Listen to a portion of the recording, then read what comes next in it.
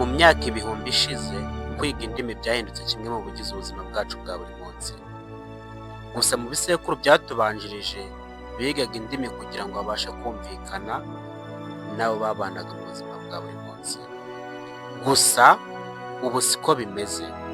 Buri wese muri iki kinyejana cya 21 akeneye kumenya indimi zirenze izivuga iwabo kugira ngo abashe kuganira cyangwa se gukominiketingana n'abantu benshi batandukanye bava mu bihugu bitandukanye, ku buryo bitekerezwa ko mu myaka mike iri imbere umuntu uzaba azi indimi nke azasigara inyuma muri byose, nk'uko byagarutsweho na Johann Wolfgang von Goethe, aho yagize ati "He who knows no foreign languages knows nothing of his own." Tugenekereje yaravuze ati utazi ururimi rukoreshwa hanze y'igihugu cye nta na kimwe aba yiyiziho. Ubwo ni ukuvuga igihe ari aho bavuga ururimi atumva. Nk'uko mwumvise injyana turimo, tugiye kwifashisha inyandiko n'abahanga batandukanye tugaruke ku buryo umuntu wese yakoresha akamenya indimi zose yifuza kumenya.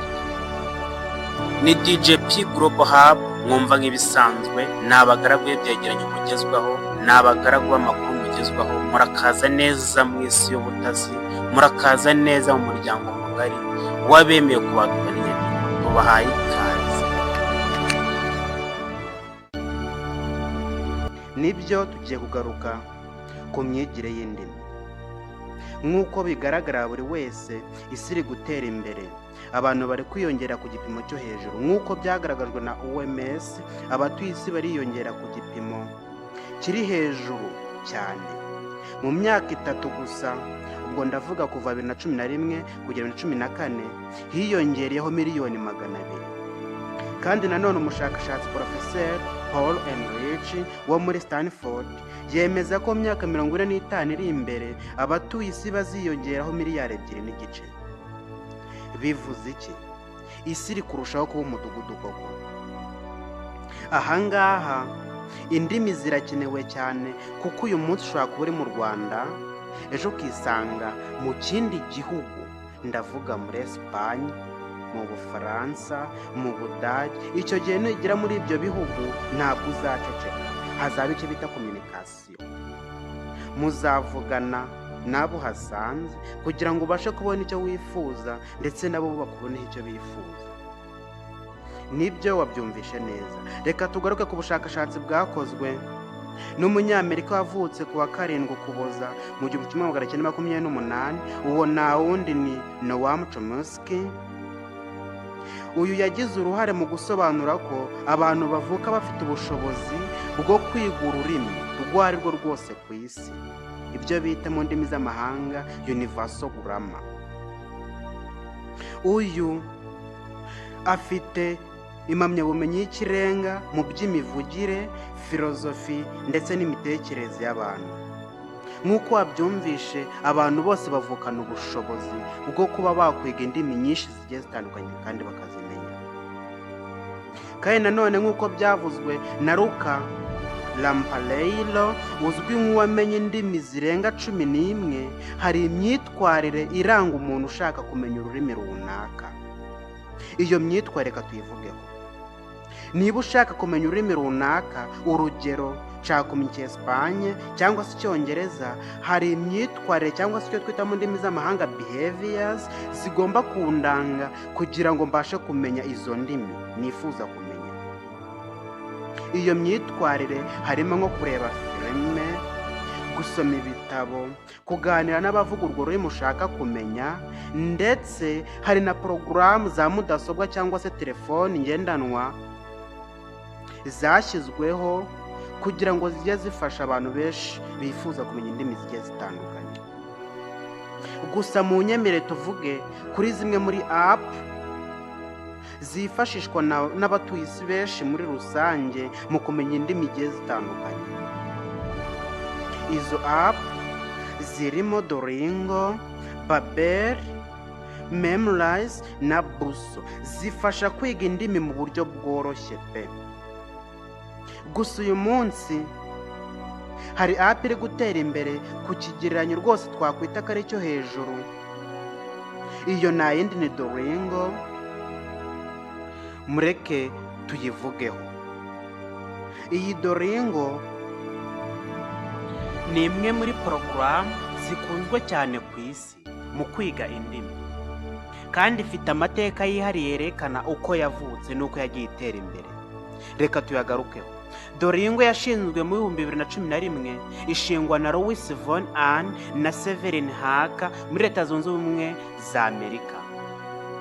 Uyu Louis von Ahn yari azwi cyane mu ikoranabuhanga, cyane cyane mu gukora ibyo bita recaptcha ya Google.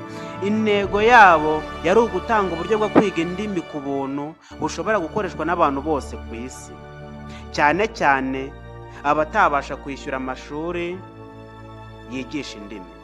Aha mubyumve neza, Duolingo ni porogaramu cyangwa se ni app ushyira muri phone cyangwa se mudasobwa yawe, ukaba wabasha kwiga ururimi rwo ari rwose ushaka. Urugero, njye niba nshaka kwiga Icyesipanye ndasetingamo Icyesipanye, niba ari English ndashyiramo English, niba ari France nayo ndayishyiramo.